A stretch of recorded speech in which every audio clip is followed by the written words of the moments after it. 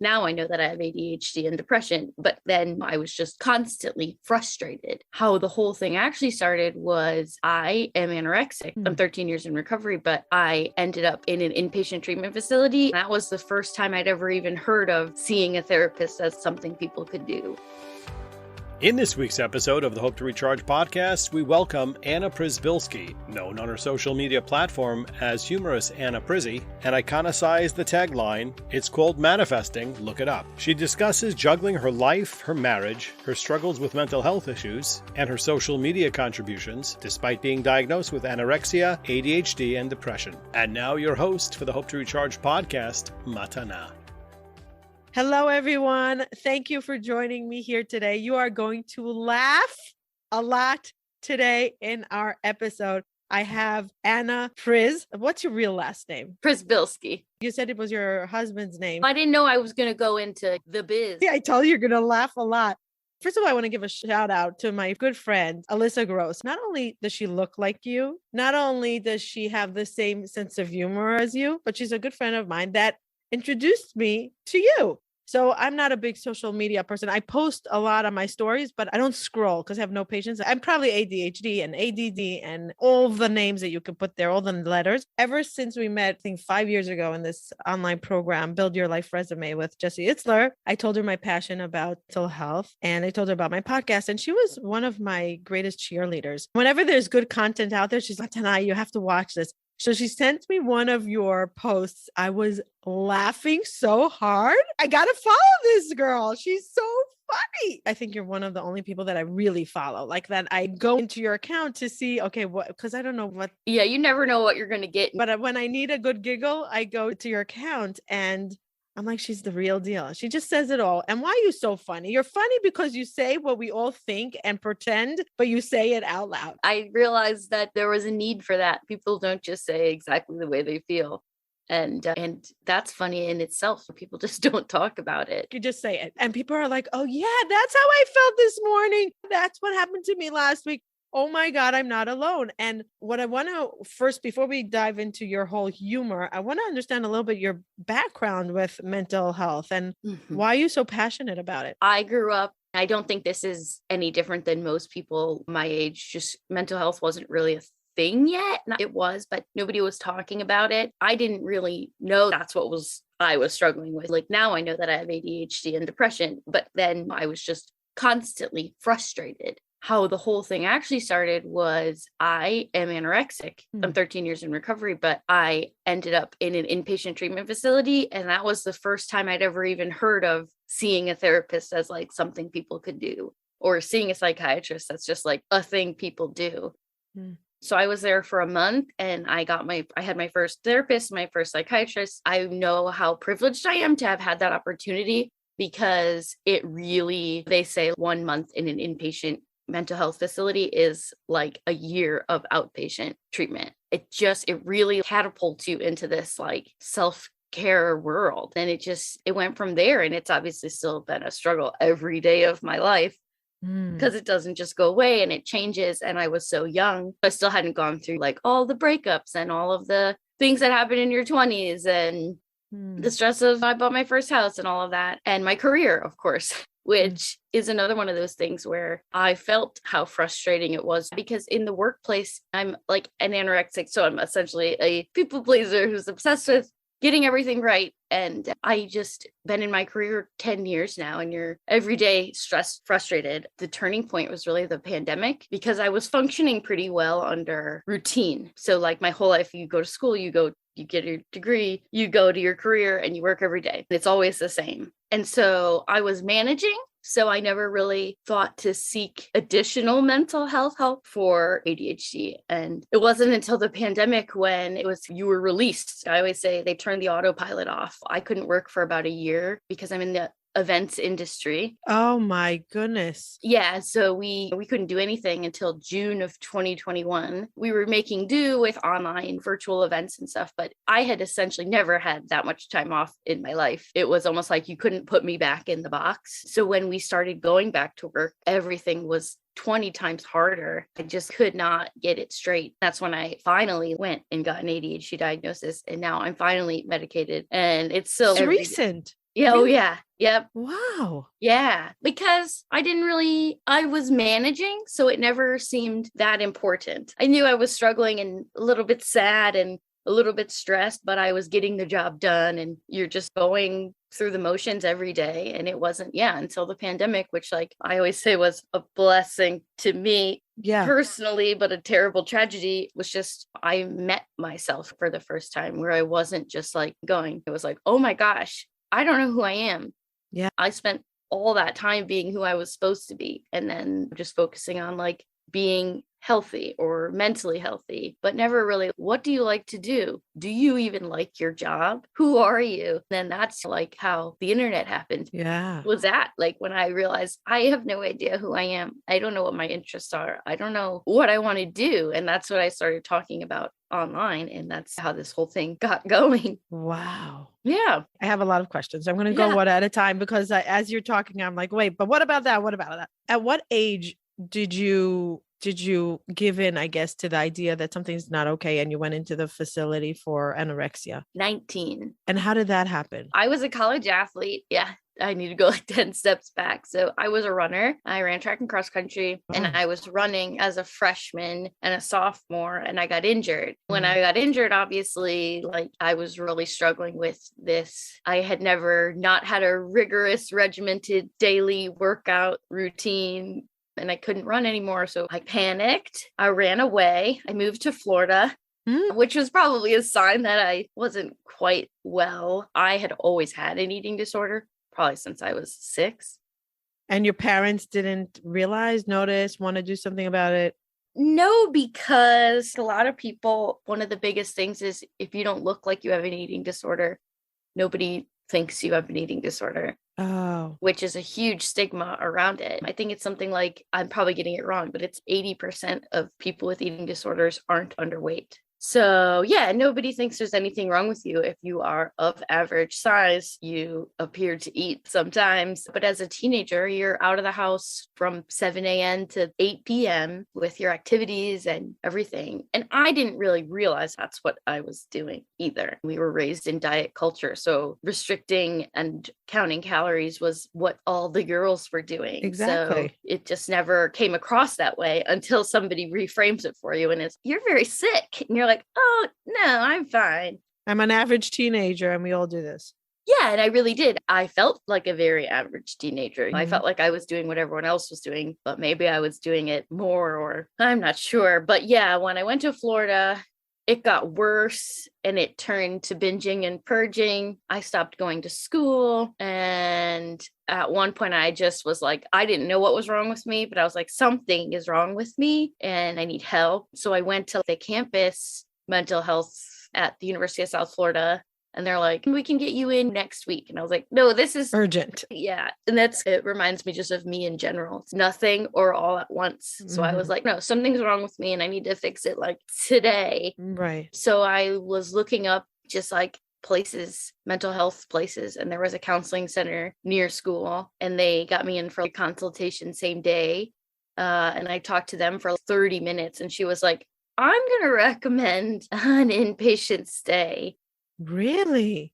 Yeah. And because I didn't Wow. really realize how sick I was until I was. And so I moved in the next day. Wow. And yeah. And you did all your healing, like therapy there. And in order to start recovery, did the recovery start right away? Yeah. And that's a good thing about going to, there's not a lot of those everywhere in the country. I actually got another lucky that I was in Florida, where within a half an hour of where I was at school, there were 2 eating disorder specific rehab facilities. And where I live now and where I'm from, Michigan, there are none. So I got lucky that I had that at my fingertips. I emailed my parents because I was afraid and I didn't want them to say no, which they did. No to going into a facility? Yeah. Yeah. They were Wow. like, no, you just need to come home and we'll take care of you and fix and you. I said, no. Wow. I said, you don't understand.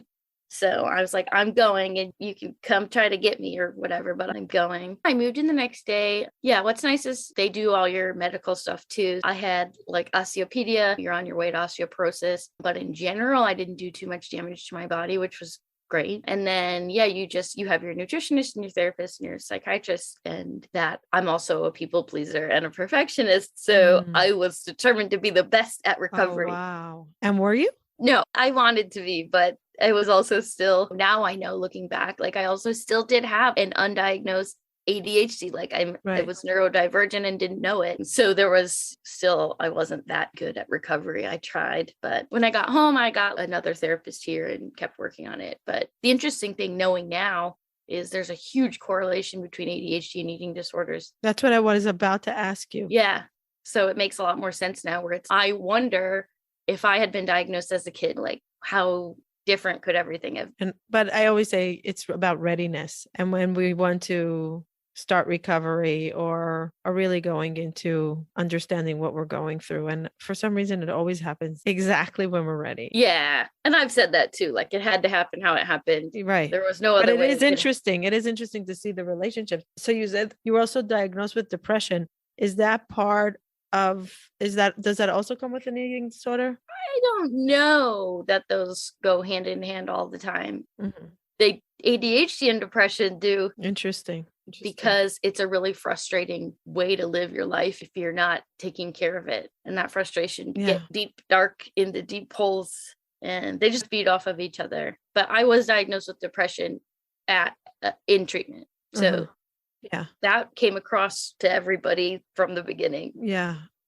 I think that ADHD is the least stigmatized mental illness. There's not, okay, so everybody's ADHD, it's a big deal, but do they understand what it means to be ADHD and the challenges? Yeah, everybody just says like people won't say so fast I'm depressed or I'm anorexic or I'm bipolar. Totally. But people would say, oh, I'm ADHD with no problem, right? Yeah, but I learned that one so late. I've always been anorexic and depressed. We never knew. We were never diagnosed. And diagnosis is such a crucial point of recovery because before we know what we're healing, how do we heal it? Unfortunately. And it's so hard to get a diagnosis really. Yeah. So I grew up with a father that is extremely funny, but so funny and unique to a level. He's also very loving and caring and kind and gracious, but his sense of humor is out of the ballpark and so sharp. So like you can't even predict how sharp he's going to be. Then I married my husband that is hysterical. I don't think he's so funny, but people think he is hysterical. So my bar for humor is very high. My son is hilarious, also very sharp, very fast, very witty. When I came across your account, when Alyssa sent me your account, I'm like, there's something so real about this. It's not trying to, I believe that a lot of people that are funny are trying to escape something. Or I once asked my husband, why are you so funny? What is it your goal? You walk into the airport check-in counter, you're cracking a joke. You're at Costco checkout, you're cracking a joke. You went in Israel to check out, you're cracking a joke. Why can't you just be? Why does it always have to be a joke? Do you sometimes feel stuck? Do you wish you can be somewhere else? Do you have a vision of where you want to get to, but you just don't know what the first step to take in order to get to that life that you're dreaming of? How did I shift from deep depression, from extreme anxiety to a thriving life, to a productive life, to a life full of joy? I put many things into practice, and it's every single day. Many of you know that it's gratitude, a healthy mindset, boundaries, self-love, and one of the most important things that many people don't speak about, self-forgiveness and forgiveness to others. Essential for healing. If you want to work one-on-one with me on these topics in order to move forward towards that dream life that you have a vision of, click the link below in the show notes. It's a custom-made program for you, one-on-one with me. We will develop a concrete program that you can implement in your life so you can create a better well-being. Click the link below. Looking forward to working with you. Why is it trying so hard for a joke? And he's like, I just like when people laugh. And I said, is it self-fulfilling? Is it because you want people to laugh with you, like to be the funny one, to release that joy in people? Or is it a need to feel I'm funny? And I have this big like radar that goes on. And a lot of people that died by suicide, they say, oh, he was so funny. No one would know he's depressed. And so my immediate, oh, wait, if he's so funny, is he depressed? It's my fear. What are your thoughts? It's a huge tool for sure. It's almost like a shield between you and other people. And I use it too. And I always have. And that happens a lot in like comedian world too. Those people that there's a lot of suicide and overdose in comedy. I think for sure. I never really thought about it till you just said it. But yeah, I use it as a shield. As a shield or as a tool to make you happy or to make others happy. This way there's a fulfillment. I'm really socially anxious. And then also like the people pleasing comes into play. Mm-hmm. Making people laugh keeps them from getting in. And yeah, they like you, which, is of course feels nice. Mm-hmm. But I think the way that I'm doing humor now, it's not really that funny. Like it is because it's real life versus just being funny my whole life to people. So you were funny before COVID. This is who you are. This is how you showed up always, not only different funny. Okay. Yeah. The funny before was more like a tool to keep people happy and not too close to me and keep all situations light all the time because I'm so afraid of conflict. Oh, yeah. God. I think that's my husband. He's not depressed. Like my husband is not depressed. You can never know, but it's not one of his thing. I wouldn't say he's depressed. Also my father, I definitely think it's more of let's keep it light because the serious is too intense. So let's just keep it light and funny and not go to those intense places because they're not comfortable. Yes. And so the difference now is I make the intense, uncomfortable more approachable. It's really like that. Yeah. It's literally like that when I want to bring one of your things that you say a lot. You say it's called manifesting. Look it up. Uh-huh. I think why Alyssa sent me, if I'm thinking, I think so because I talk about manifesting all the time.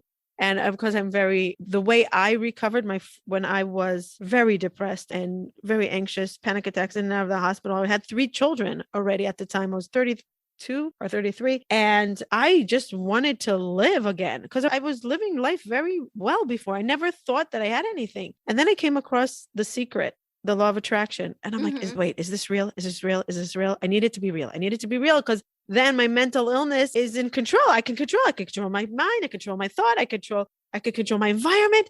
And I became obsessed with the law of attraction, which is very much manifesting. And I talk about things that I manifest my whole life. Like I just manifest. So I think in a way she sent me, it's called manifesting. Look it up. One of your very common jokes and are hysterical. And people, I think the people that are frustrated and say, no, it's really not manifesting. What are you talking about? We're trying to fix our life. We're trying to change our life. Yeah. And it's not working. So don't give us this manifesting anymore.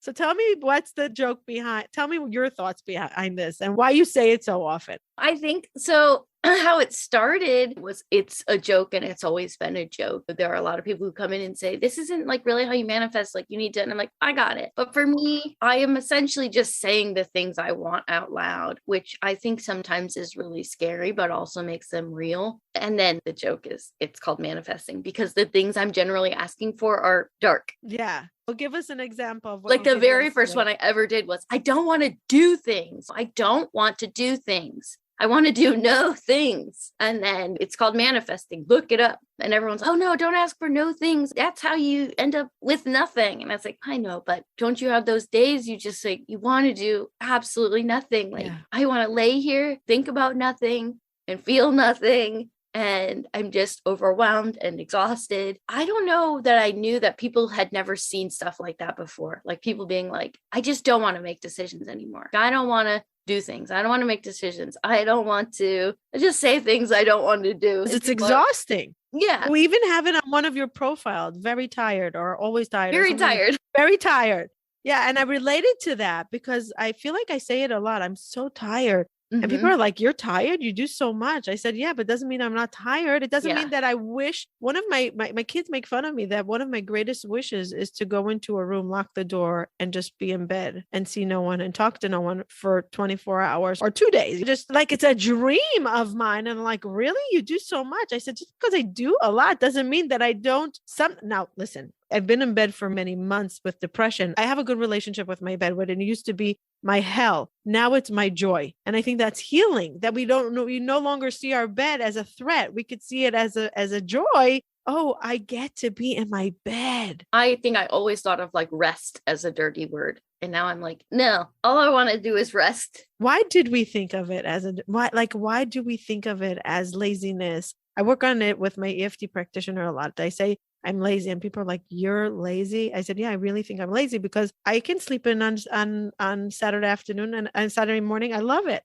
Or I'll take a nap if I'm tired and I feel lazy. And why is that? And I don't think laziness exists. I think it's a social construct that was made up to make us feel bad so that we keep a guilt factor. So that we keep producing and producing. You mean it's shaming? Yeah, totally. Yeah, you're lazy. And it's no. Oh my God, look, thinking about it, you're right. Yeah, you're like, no, I'm not lazy. I just know what serves me and what doesn't serve me. And I don't want to be a cog in this wheel anymore. I don't want to work my life away. I don't want to work 80 hours a week. I don't want to do all those things. I want to have a snack. That's another one. When I say I've had it, I just want a little bit of cheese. Yeah. And yeah, I'm like, why did I deny myself all of this pleasure? You think it's our upbringing? Yes, 100%. Did you grow up with parents that were hard workers and they're super duper overachievers? They were super both duper overachievers. That should be a hashtag, like on a bracelet. Don't be a super duper overachiever. They still are. It's wild. But I got permission to talk about them, which is so funny. My mom called me after she listened to one of my podcast I did, and she said, you can say more, because I was skirting around the issue of talking about my parents. And she was like, why do you ignore it? Like, she goes, you can say that we screwed you up. And I'm like, you didn't screw me up. You're a product of your environment and I'm a product of my environment. I think it's so important to know that, to not blame. No, I'm just a cycle breaker, which is which is fine. My brother is not. Do you have one brother? He stayed in the cycle. I do. I have one brother. That's it.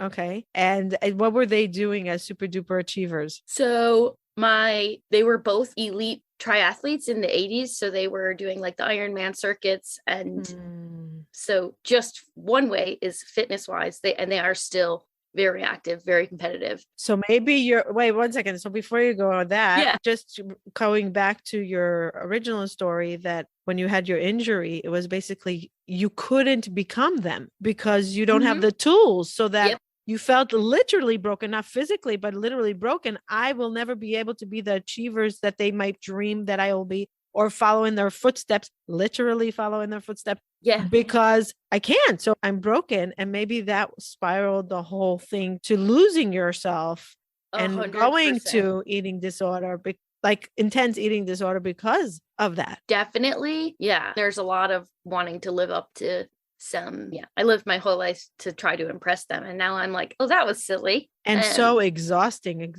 Exhausting. That's why we're tired. Yeah. We're tired. Yeah. That's what it is though. Like it's a lifetime of burnout that we're dealing with now. And that's why we're so tired.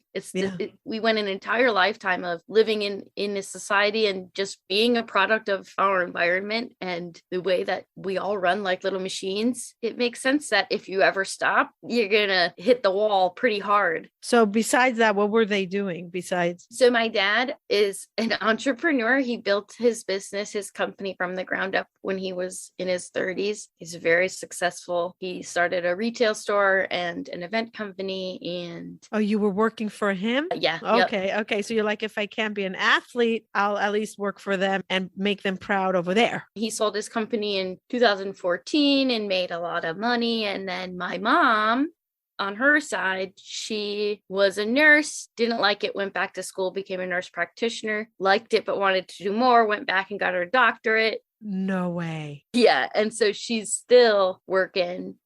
They're 65. They're cranking away. Did you feel neglected as a child? I didn't know that I did because I was always very independent. But I do wonder if I wasn't as independent as I was, if I was that independent because I had to be. Yeah. But did you like being independent? I did. I liked being alone. I liked being away. I was a huge camp kid. Like I liked going away for the summer. So here's I did really well my whole life keeping space between me and my parents because I didn't quite know what it was, but I knew it wasn't me. Mm. which was always frustrating for them. So hard, especially when you love them and you respect them and you admire them. It's so hard to find the you inside you when you want to be a product of something you love and respect and admire, but it's not what Yeah. you feel. You want to be a part of the family, but you want to be a completely different Right. and like a totally different person. And you don't want to cause them pain. Of course not. And yeah, that's tough too. I think what's really nice now, they are my biggest cheerleaders. So they're so proud of you. Yeah. And I would never have guessed that. Like when I started bringing up, like, I'm creating content, like I have this following, I'm doing this thing online. You're like, please don't be mad. And they're all in. Why do you think that? What do you think changed in their mind? I changed. I don't think anything's changed in their mind. I think what's changed is it was just Stories you so were obvious. telling yourself. That too. But they know that I struggle with them. There's still a lot of watching unhealed generational trauma within them that hurts me to watch when I'm like breaking free of all of these things, like not breaking free. My trauma exists, but I'm just like want to shake them and be like, oh, you could live your life. Like you could try something else. But they're happy like that. I always say, just because it doesn't make us happy and we know a different existence. Yeah. I think they are so content with it. Yes, a lot of people have their breakdowns, like you suddenly the midlife crisis or after they're like 65. So you can see that there's regrets, but some people actually can look back and say, no, I was happy working very hard and having every moment of my day filled with no rest and with no downtime. And it was great for me. The other thing I didn't mention about my mom was even when she was a teenager, she was big into activism for getting women into sports because they didn't have female sports teams like in their school. She's an impressive person. It's hard to be the kid of impressive people, I think, no matter what. And my dad is very well known in his specific community and is idolized. So Wow.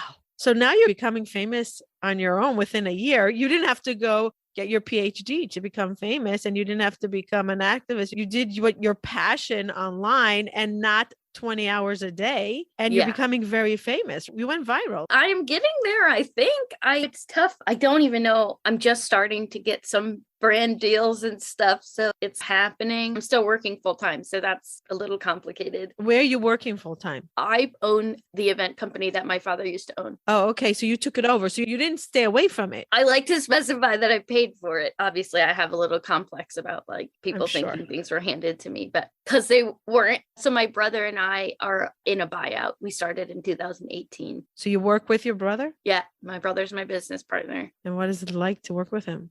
You said you're very different. Infuriating, for sure. Is there something that's preventing you from achieving your goals or interfering with your happiness? Maybe it's anxiety or stress. BetterHelp.com will assess your needs and match you with your own licensed professional therapist. And you can start communicating in under 48 hours. It's not a crisis line and it's not self-help. It's professional counseling done securely online with a broad range of expertise available depending on what you need, and the service is available for clients worldwide. You can log into your account anytime and send messages to your counselor. BetterHelp.com is committed to facilitating great therapeutic matches. They make it easy and free to change your counselors if you need to, and it's more affordable than traditional offline counseling, and financial aid is available. BetterHelp.com wants you to start living a happier life today, so visit BetterHelp.com/hope to recharge. That's BetterHelp.com/hope to recharge and join over 1 million people who have taken charge of their mental health with the help of an experienced professional. You'll also get 10% off your first month. Once again, that's BetterHelp.com/hope to recharge.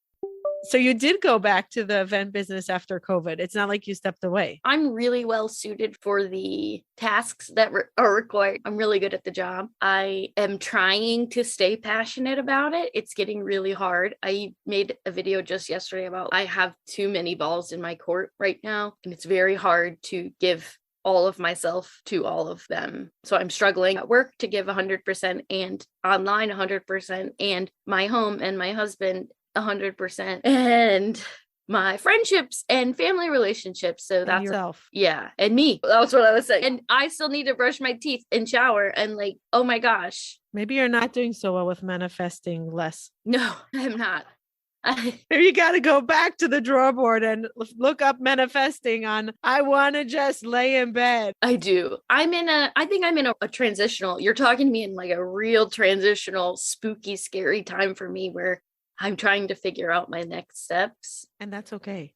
Yeah. Oh, totally. I'm excited. And it's exciting. That's exactly my word. I said, and it's exciting. Yeah. If we choose to be excited about the unknown, it could be a different adventure versus fear, anxiety that come naturally. We don't have to invite them. We don't have to manifest them. Yeah. Were you one of the ones who said that fear is like one step away from excitement? I don't remember, but I don't know if it was me, but it's something that I say often. Yeah. We can choose to be excited about the good, the possibilities, and what's going to come from the unknown. What's in the surprise box? What could be?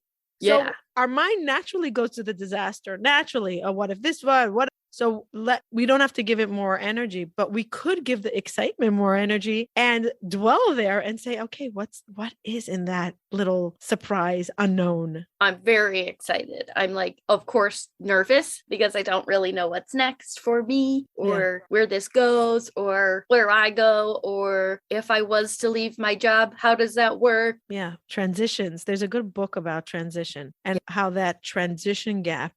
People focus on the change, but the transition takes longer. And people don't understand that transition is the painful part by going into the change that you want. So let's say somebody moves from America to London. So let's say they're going for a new job. So they're excited about the job, but the transition part of getting to know the train system, getting to know just the money, just get new friends, new homes, how things work in life.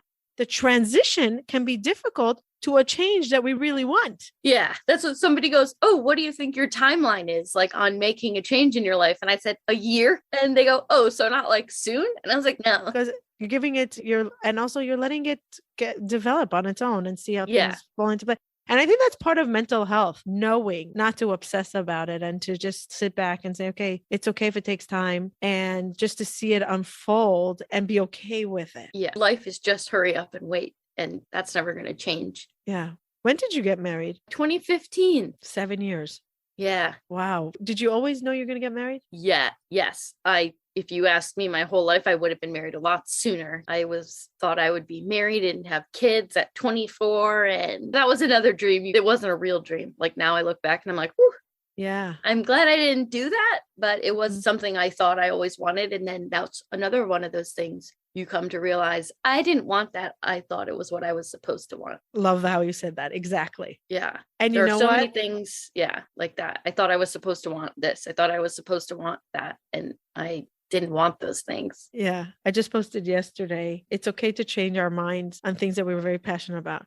We have, I think, 22 to 60,000 thoughts a day. So for a machine that has so many thoughts, and not to change our thoughts or change our mind is unlikely because we're a thinking machine. So it's okay to have a desire or dream, and then we change our mind, and it's okay. Yeah. I had committed in 2018. I was like, I'm buying this business. This is what I'm doing the rest of my life. I'm excited. I'm doing this. I'm all in, giving up all my life savings, and I'm going for this. And, but I'd never even heard of content creation at that point. So now I know, especially going forward, I have no idea what's coming. Exactly. The knowing that we don't know is freedom, I think. Yeah. Because otherwise we feel in control. And when we're losing control, that's when the fear comes in. There's no timeline for figuring out who we are. So what is your husband like? Is he a jokester? He's so funny, but not in a funny way. He's not like comedically funny, but everything he does is funny. He is a bit intimidating. He's like a person you definitely wouldn't approach, even though he's so sweet. Funny that you married him. Okay. I love a challenge, or I did at the time. And that might have lent itself to why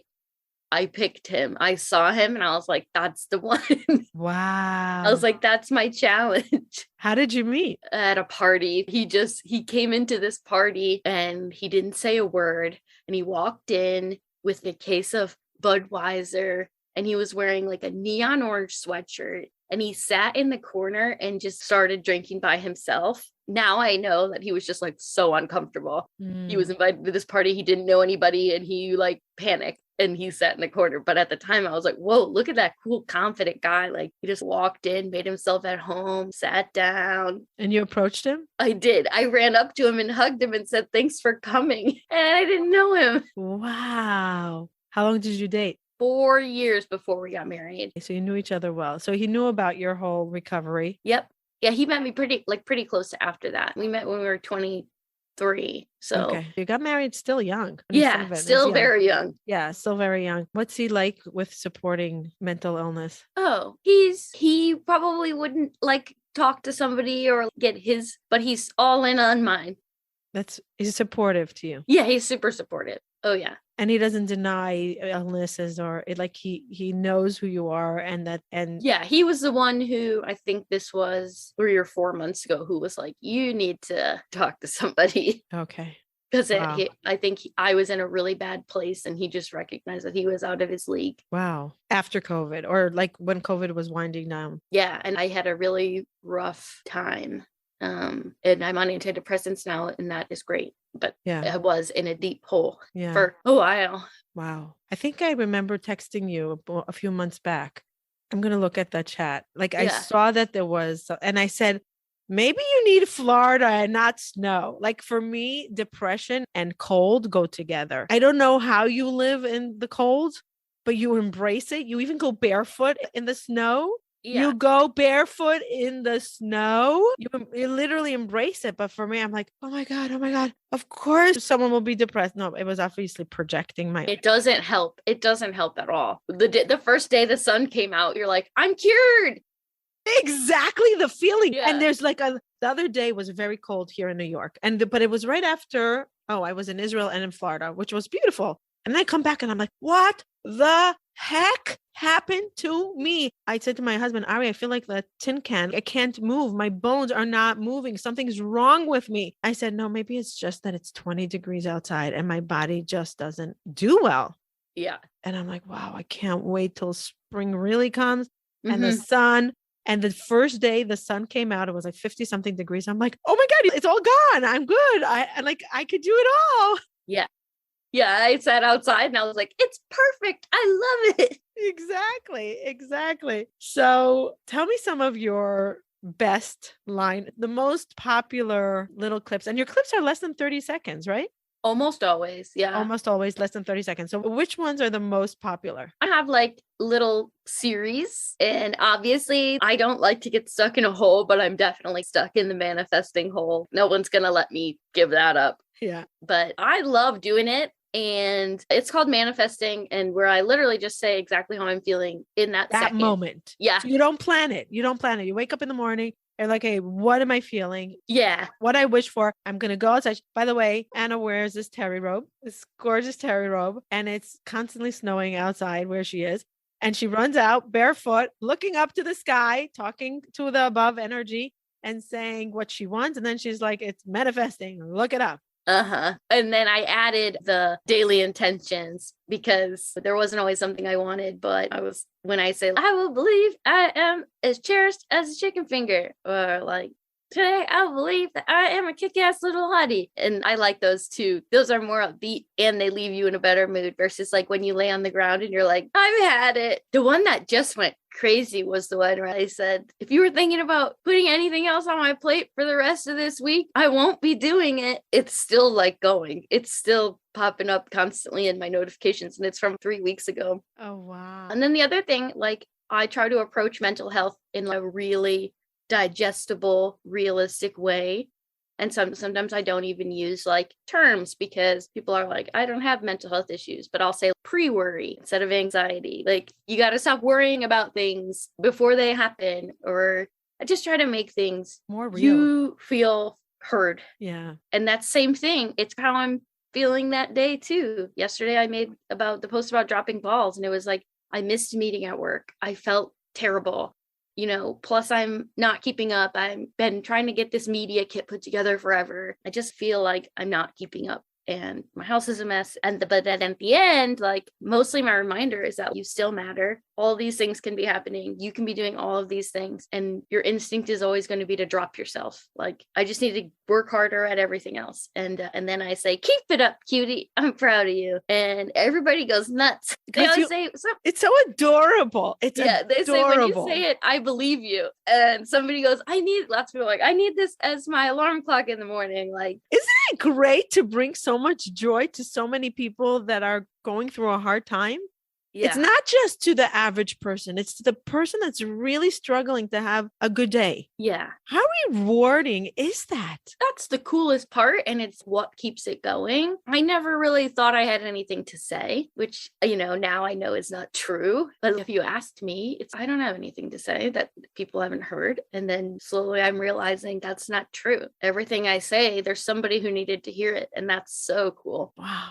So you don't plan anything. Yeah. Even people who just need to know that like other people are waking up and not wanting to get out of bed. When I read on you, I don't remember which profile it is. I'm tired. I'm like, wow, I love her so much. It's total reality, I think. I think ADHD people really get tired, even though we have a lot of energy, but we get tired because we're multitasking in our mind and keeping up with everyone around us. My kids make fun of me because I'm on the next conversation before the next conversation happens. And they make fun of me. And I'm like, do you know how much effort it takes me to be in a conversation? That's why they make fun of me. People don't realize how tiring existing is in a brain that's working as hard as some brains are. Yeah. And it's exhausting. Yeah. I said the other day that we are not putting a high enough price tag on our mental space. Like, we don't value it the way we should because we don't think of it as a tangible thing. Yeah. But there are days when you really wish you could just say, I do not have the mental capacity to leave my house today. I don't have the mental capacity for this conversation. Not this one. I mean, but we do not value our own mental capacity in the way that we should. 100%. And I think it goes back to what you said before, that it's part of the shaming of accomplishment, and laziness is a way to get people to do the uncomfortable. We talk about I would love for you to do one about leaving your comfort zone, because you're all about being in your comfort zone. So leaving your comfort zone, and we talk about growth is when you leave the comfort zone. And I do believe it, but we also grow when we are in our comfort zone, relaxing. That's nourishing ourselves is also part of growth. Yeah. Huge growth.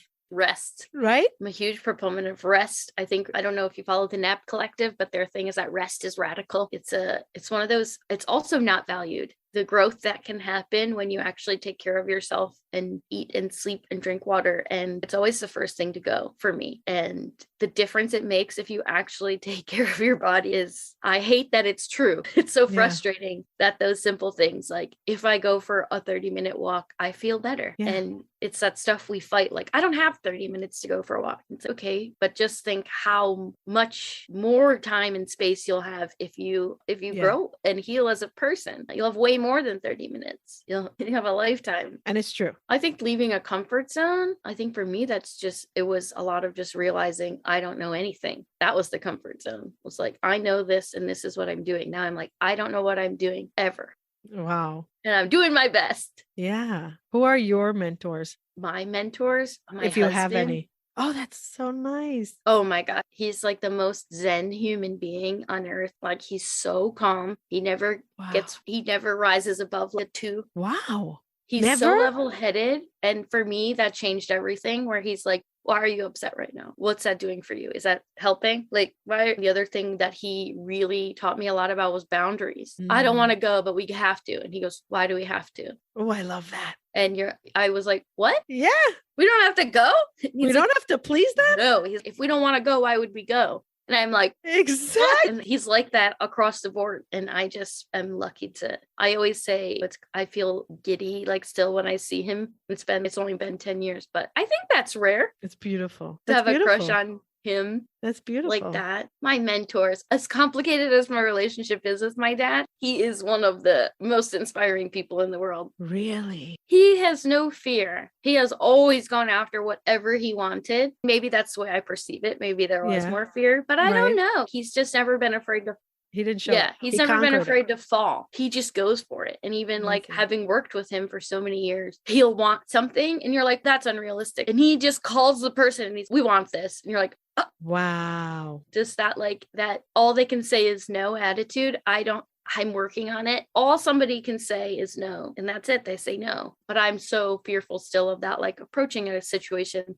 where there could be a no. I like to go knowing there will be a yes. Yeah, we don't like rejection. And your father probably thinks if I don't ask, it's for sure a no. So I have a 50% chance that I'll get a yes. It's not, and it's okay if I get a no. I'll try a different way, a different time, or different place or whatever. But if I don't ask, it's a definite no. Yep. He's just so great at stuff like that. And he left his career and started a business that he knew nothing about because it was something he liked. And I'm like, what? Beautiful. And what about, do you have a comedian you admire and you say, I want to be like them? So here's what's like, I got to get better at consuming content. Mm-hmm. I just don't consume a lot of content or like comedic content. And that's okay. Yeah. Got to get on that. No, maybe not. Maybe being your authentic self is good. That's what keeps me Yeah. never coming across like somebody else, because you. I consume so little because I'm so busy. That's fabulous. How much time do you devote to your TikTok? I probably devote more time now to Instagram than I did previously. I used to just do TikTok, but now, I'm more on Instagram. But I interact a little bit more on TikTok because I've had that community a lot longer. Oh, okay. So those are people my followers or my community there is people I've been talking to for 2 years. So I'm more inclined to interact with them than on Instagram where everyone's kind of new. And I'm in there trying to get a feel for what's going on. Right. Who is my community? What's happening here? Okay, cool. So how long do you devote to this? A week? Do you know? Oh, way more than I should. Probably like 5 hours a day. Really? Yeah. 5 hours a day for just to make the No, that takes half 30 hour seconds. to Oh, edit just okay. No, just interacting. Okay, but answering messages. That's beautiful because you're interacting with your community that you built, your people, which is the most important. That's beautiful. You're very responsive. Very. Beautiful. People are always surprised. They're like, I didn't think you'd reply. And I'm like, no, I'm here. I'm trying to do this. I'm trying to build this community of people who know that I'm actually a person who's there. So where can people find you? What's your handle? I am AKPRZY everywhere. With everywhere or not everywhere? No. I'm AKPRZY, TikTok, Instagram, Twitter, YouTube. Okay. So you have a YouTube channel. I didn't even know. It's there. But you don't nurture it as much as you do the other accounts. That would be like, if somewhere down the line I didn't have a day job, I might have time to nurture that. But I'm like, I'm pretty full up right now. Yeah, that's beautiful. Recognizing my own limitations and boundaries. I can't wait to see the one you're going to do on Comfort Zone. Tag me when you do it. Okay. Because I don't follow because I have 5 children and I travel a lot. Oh my gosh. And I have a lot going on in my life. Thank God. When I need a giggle, I go to your account and I'm so grateful because it's laughter from my soul. This girl gets it. She just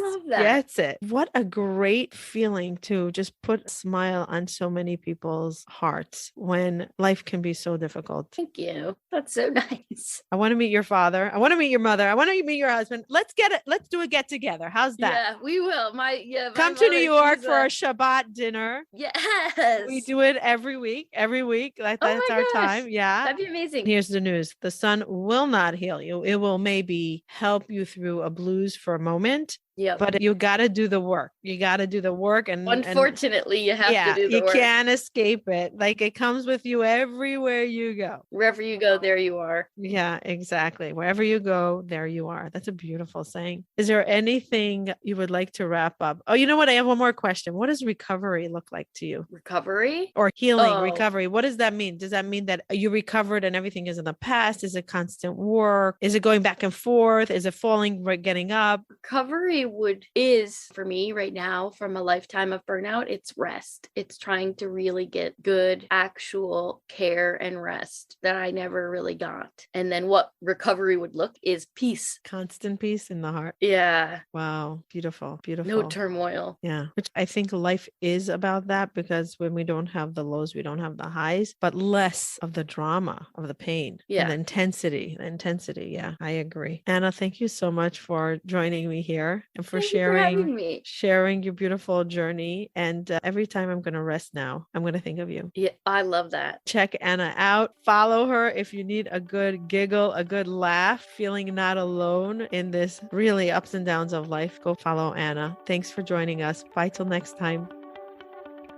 Thank you for listening till the end. We highly appreciate all of our listeners. And Mental Health Together is better. You being here means a tremendous amount to us. If you enjoyed this episode and you would like some extra boost of information and inspiration that is not on the podcast, you can go to our website, hopetorecharge.com. There's some premium content that for the cost of a cup of coffee, you can download some amazing information that will help you, a tool that will guide you through life. So don't skip a beat. Don't hesitate. Go to hopetorecharge.com and see what other offerings we have there for your mental health well-being. Thank you for joining us. And remember, if you enjoyed this and you want to say thank you, the best way of gratitude will be by you leaving a review or a comment or sharing this with a loved one. There is no greater form of gratitude for us. Thank you. Bye till next time. Looking to reduce your anxiety and stress, relax your muscles, or get a better night's sleep? Check out Maxifies.com, 100% legal hemp, where you can find doctor-formulated, lab-certified, high-quality CBD oils, tinctures, and other items, cultivated, grown, harvested, and packaged in the United States, and available in different sizes and strength formulas. Check out Maxifies.com, that's MAXIFYZ.com, and use coupon code HOPE to get 10% off your order plus free shipping. That's Maxifies.com.